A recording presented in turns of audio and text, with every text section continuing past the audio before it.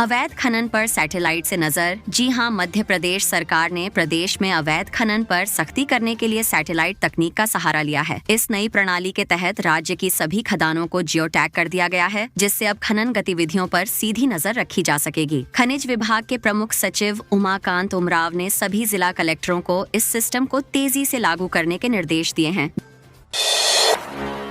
देश में होगी पहली जातिगत जनगणना, 2 चरणों में होगी प्रक्रिया। बता दें, केंद्रीय सरकार ने ऐतिहासिक फैसला लिया है। 30 अप्रैल को जातिगत जनगणना को मंजूरी मिली थी और अब इसके लिए तारीखों की घोषणा कर दी गई है। पहला चरण 1 अक्टूबर 2026 से शुरू होगा, जो उत्तराखंड, हिमाचल प्रदेश, लद्दाख और जम्मू कश्मीर में होगा। दूसरा चरण 1 मार्च 2027 से शुरू किया जाएगा। यह देश की आजादी के बाद पहली जातिगत जनगणना होगी, जिसमें जनसंख्या की गिनती भी की जाएगी।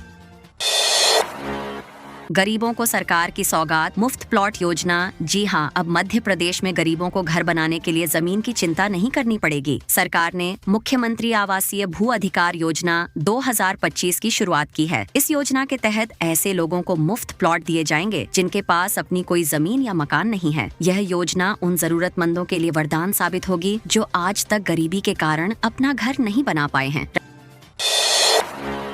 रक्षाबंधन पर बहनों को तोहफा, मुख्यमंत्री का ऐलान। बता दें, रीवा जिले के मनगवा में आयोजित महिला स्व सहायता समूह सशक्तिकरण सम्मेलन में मुख्यमंत्री डॉक्टर मोहन यादव ने बहनों को रक्षाबंधन के मौके पर एक बड़ी सौगात देने की घोषणा की है। उन्होंने लाडली बहनों को अतिरिक्त राशि देने का वादा किया है। साथ ही उन्होंने दूध उत्पादन को दोगुना करने की योजना, मनगवा में स्टेडियम निर्माण सहित कुल 49 करोड़ 97 लाख रुपए से अधिक की विकास परियोजनाओं का भूमि पूजन और लोकार्पण किया। मुख्यमंत्री ने कहा कि रीवा को विकास की नई ऊंचाइयों तक पहुंचाया जाएगा।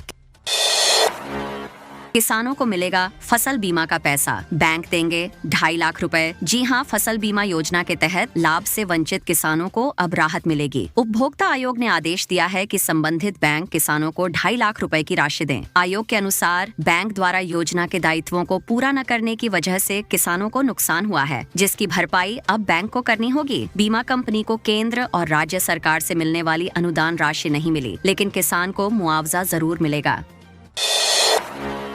मंत्री विश्वास सारंग का राहुल गांधी पर पलटवार। बता दें, मध्य प्रदेश के चिकित्सा शिक्षा मंत्री विश्वास सारंग ने कांग्रेस नेता राहुल गांधी के प्रधानमंत्री मोदी को लेकर दिए गए बयान पर कड़ी प्रतिक्रिया दी है। उन्होंने इसे देशद्रोह जैसी टिप्पणी बताया और कहा कि यह बयान बचपना और देश की गरिमा को ठेस पहुंचाने वाला है। सारंग ने कहा कि जब पूरी दुनिया भारत की सेना और सैनिकों की सराहना कर रही है, तब ऐसा बयान देश विरोधी मानसिकता को दर्शाता है।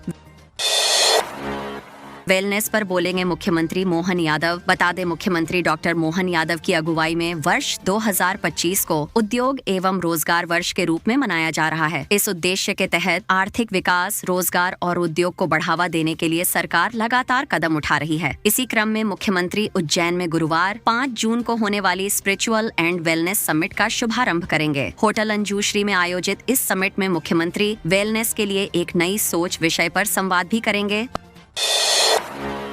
पशुपालकों को मिलेगा लोन और सब्सिडी। बता दें, मध्य प्रदेश सरकार ने दूध उत्पादन को बढ़ावा देने के लिए डॉक्टर भीमराव अंबेडकर कामधेनु योजना की शुरुआत की है। इस योजना के तहत पशुपालन शुरू करने के लिए 42 लाख रुपए तक का लोन और 11 लाख रुपए तक की सब्सिडी दी जाएगी। इच्छुक किसान खंड चिकित्सा अधिकारी या जिला कार्यालय में जाकर आवेदन कर सकते हैं। योजना की स्वीकृति भोपाल से मिलेगी, जिसके बाद लाभ उठाया जा सकता है।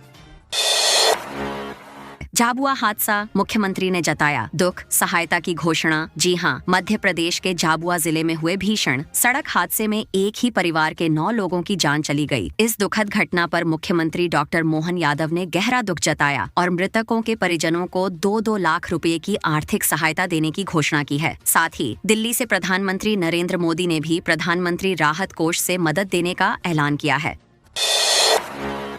एमपी में कांस्टेबल भर्ती घोटाले पर सियासी घमासान। जी हां, मध्य प्रदेश में पुलिस आरक्षक भर्ती परीक्षा में बड़े फर्जीवाड़े का खुलासा हुआ है। विपक्ष के नेता उमंग सिंघार ने इस पूरे मामले की सीबीआई जांच की मांग की है। उन्होंने सोशल मीडिया पर लिखा कि यह घोटाला गृह विभाग में हुआ है, जो मुख्यमंत्री के अधीन है। आरोप है कि हजारों पदों पर भर्ती में असली उम्मीदवारों की जगह सॉल्वर बैठे और दस्तावेजों में फोटो, हस्ताक्षर, फिंगरप्रिंट और लिखावट तक मेल नहीं खा रही। फर्जी आधार कार्ड के जरिए बड़े पैमाने पर गड़बड़ी की गई है।